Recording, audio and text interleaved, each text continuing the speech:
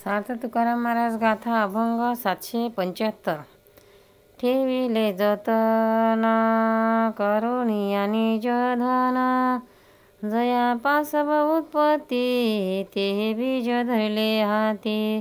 ठेविले जतन करुणिया निज धन, जया पासव उत्पत्ती ते बीज धरले हाती।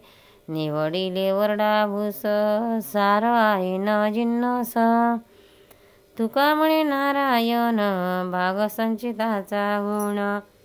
निवाडिले वरसा भूस सार आहे न जिन्नस, तुका म्हणे नारायण भाग संचिताचा गुण। ठेविले जतन करुणिया निज धन।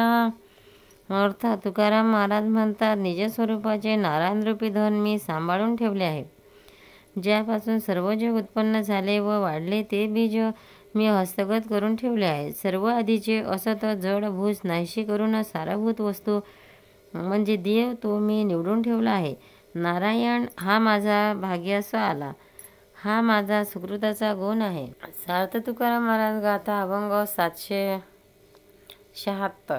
भ्रमणा पाऊल विचिताती वाव, प्रवेशाचा ठाव एका द्वारे।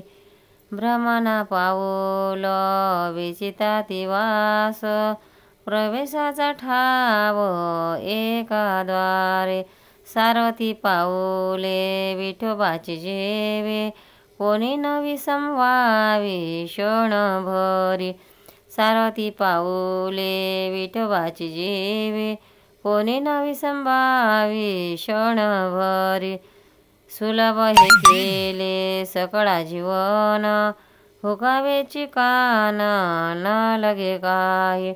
सुलभ हे केले सकळा जीवन, हुकावेची कान न लगे काही। तुका म्हणे ते सकळ ही कोंड, पुरे मूळ खोड विस्ताराचे। तुका म्हणे ते सकळ ही कोंड, पुरे मूळ खोड विस्ताराचे। भ्रमणा पाऊल विचिताती वाव, प्रवेशाचा ठाव एका द्वारे।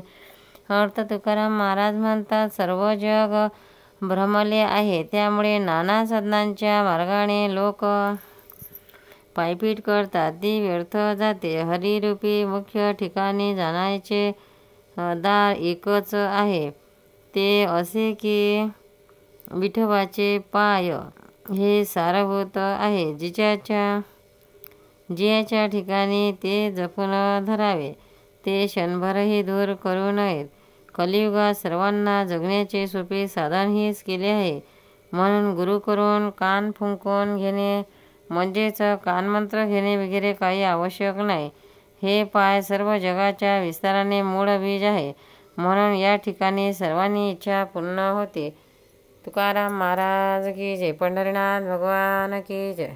भक्तांनो, व्हिडिओ आवडल्यास व्हिडिओला लाईक करा, शेअर करा, सबस्क्राईब करा, तसेच बाजूला असलेल्या बेलवर क्लिक करा, म्हणजे याच्या पुढील सर्व व्हिडिओ तुम्हाला सर्वात आधी मिळत जातील। जय श्री कृष्ण।